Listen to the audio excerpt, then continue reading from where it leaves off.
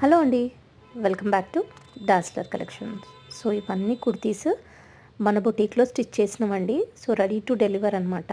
ఒక్కసారి డీటెయిలింగ్గా చూపిస్తాను, మనం ఏ నెక్స్ పెట్టాం, హ్యాండ్స్ పెట్టాం అనేది చూసేయండి.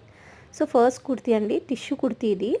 సో ఫ్రంట్ వచ్చేసి మంచి బోట్ నెక్ ఇచ్చి చిన్న కీ హోల్ ఇచ్చి ఆ బోట్ నెక్కి స్కాలప్స్ పెట్టామండి. అండ్ హ్యాండ్కి కూడా స్కాలప్ డిజైన్ చేసామన్నమాట.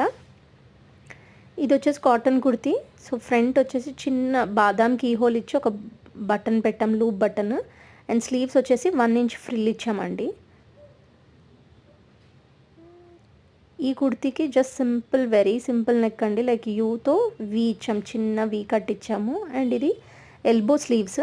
సో స్లీవ్స్ దగ్గర కొంచెం స్లిట్ ఇచ్చామన్నమాట హ్యాండ్స్కి.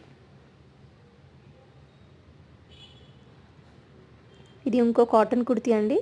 సో ఇది చూసేయండి, జస్ట్ వీతో యూ నెక్తో వీ కొంచెం ఇచ్చాము అండ్ పైన ఫ్రిల్ ఇచ్చేసాము. అండ్ హ్యాండ్స్ వచ్చేసి జస్ట్ సింపుల్ మెగా స్లీవ్స్ అండి. ఇవన్నీ కూడా మనము షార్ట్ కుర్తీస్ అండి, లైక్ ప్లాజోస్ మీద, జీన్స్ మీద, స్కర్ట్స్ మీద వేసుకోవడానికి. సో కాటన్ ఫ్యాబ్రిక్స్తో చేసాము. దీనికి జస్ట్ ఫ్రంట్ వీ నెక్ ఇచ్చాము అండ్ కింద చూసారా సైడ్ ప్లీట్ ఇచ్చామన్నమాట. అండ్ హ్యాండ్స్ వచ్చేసి ఫ్రిల్ హ్యాండ్స్. ఇది కూడా పోచంపల్లి ఫ్యాబ్రిక్తో వేస్ట్ నుంచి పైన షోల్డర్ వరకు మనం ఫ్రిల్ ఇచ్చేసాము అండ్ బాక్స్ ప్లీట్లో చేసాము.